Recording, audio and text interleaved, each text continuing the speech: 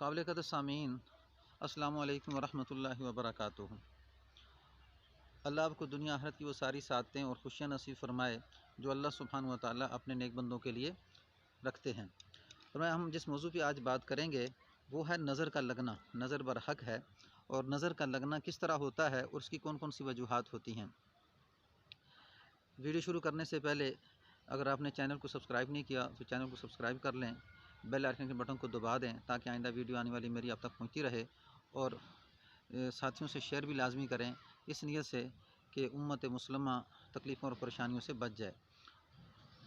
قابل قدر ساتھیوں، ہماری بدنصیبی ہے کہ ہم قرآن حدیث سے واقف نہیں ہوتے، اور نہ ہونے کی وجہ سے جس وقت انسان کے اوپر حالات آتے ہیں تو جو حقیقی طور پہ علاج ہوتا ہے اس کو چھوڑ کے ہم روحانی طور پہ ایسے علاج کی طرف بھاگ جاتے ہیں کہ جس میں شرعی طور پہ اس کا کوئی جواز نہیں ہوتا اور نہ وہ علاج کے زمرے میں داخل ہوتا ہے۔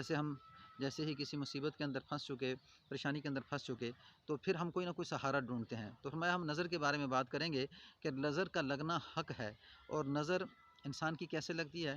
انسان جب کسی چیز کو دیکھتا ہے آنکھ سے بھی نظر لگتی ہے۔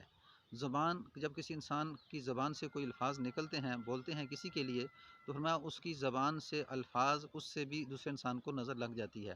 انسان کوئی سوچتا ہے، سوچنے کے ساتھ دوسرے انسان کے بارے میں، تو اس کی سوچ سے بھی نظر لگ جاتی ہے۔ حسد کرنے والا، بغض عداوت کرنے والا، اس انسان کی بھی نظر لگتی ہے۔ اب یہ راستے ہیں جو انسان کو نظر کی طرف لے جاتے ہیں اور اس کو کسی نہ کسی تکلیف میں، بیماری میں مبتلا کر دیتے ہیں، اور انسان کیا کرتا ہے، پھر اس کا علاج کرنے کی کوشش کرتا ہے، لیکن اسے بات سمجھ میں نہیں آتی اور لاکھوں روپے لگا دیتا ہے، لیکن اسے خاطر خواہ فائدہ نہیں ہوتا اور صحیح علاج کی طرف متوجہ نہیں کرتا۔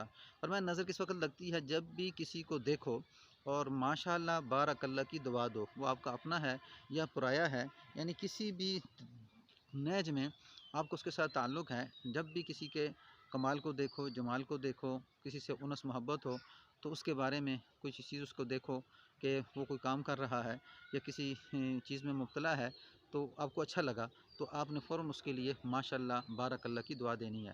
تو ماشاءاللہ بارک اللہ کہنے سے انسان کو نظر نہیں لگتی۔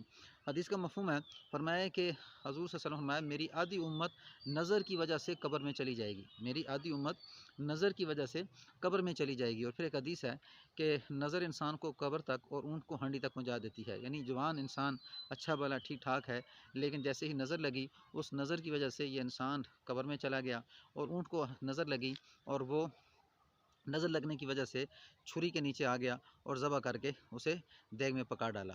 تو اس کر کے یعنی کہ نظر برحق ہے۔ تو یعنی جادو سے بھی زیادہ اس وقت موجودہ دور میں نظر زیادہ ہے، یعنی ہمارا جیسے ہی ہم کسی تکلیف اور پریشانی میں مبتلا ہوتے ہیں تو ہم کیا کرتے ہیں کہ فوراً ہماری نظر جو ہے جادو پہ جاتی ہے، لیکن جادو بعد میں ہے، لیکن سب سے پہلے جو بیماری پیدا کرنے والا ہے یا تکلیف لانے والا ہے وہ ہے نظر۔ تو اپنے کاموں کو انسان کوشش یہ کرے کہ جب بھی کوئی کام وغیرہ کرے تو کام کرنے میں اس کو چھپا کے رکھے، یعنی کہ جلدی جلدی لوگوں پہ اس کو ظاہر نہ کرے۔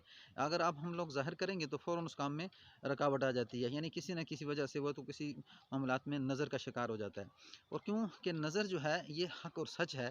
جیسے حضرت یعقوب علیہ السلام اپنے بیٹوں سے جس وقت وہ بادشاہ کے پاس ملنے کے لیے جاتے ہیں تو 11 بیٹے ہوتے ہیں، حضرت یوسف علیہ السلام اس وقت کے بادشاہ ہوتے ہیں، تو جب جاتے ہیں تو اس کے بارے میں اللہ سبحانہ و تعالیٰ نے قرآن مجید کے اندر ارشاد فرمایا، اعوذ باللہ من الشیطان الرجیم، بسم اللہ الرحمن الرحیم، وقال یا بنی لا تدخلوا من باب واحد وادخلوا من ابواب متفرقہ وما اغنی عنکم من اللہ من شیء ان الحکم الا للہ علیہ توکلت وعلیہ فلیتوکل المتوکلون۔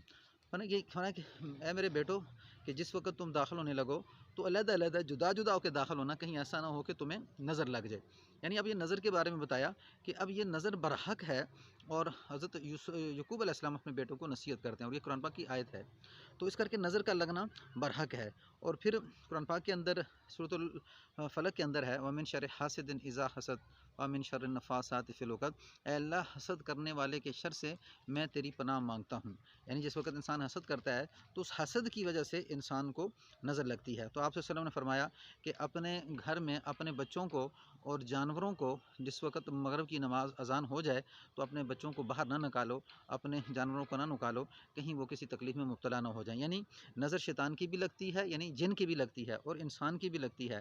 اور اسی طرح مغرب کے بعد جب بچے اور اسی طرح کوئی انسان باہر نکلتا ہے تو اس صورت میں نظر کا بھی خدشہ ہوتا ہے اور بلائی آفتیں یعنی کہ جو نظر ہمیں نہیں آ رہی ان سے ان کا بھی خوف ہوتا ہے. اس لیے آپ نے فرمایا کہ مغرب کے بعد اپنے بچوں کو اور اپنے جانوروں کو دروازہ بند کر کے بسم اللہ پڑھ کے دروازے بند کر لیا کرو. لیکن ہمارے یہاں پہ کیا چلتا ہے کہ ہم جتنے کام بھی ہوتے ہیں ہماری کوشش یہ ہوتی ہے کہ ہم جب رات ہوتی ہے تو اس وقت ہم کاموں کو انجام دیتے ہیں. بچے بھی باہر اس میں باغوں میں باغیچوں میں اور جناب سیر و تفریح کے لیے نکلتے ہیں. تو اس کر کے کوشش یہ کی جائے کہ مغرب کے بعد بچوں کو باہر نہ نکالا جائے.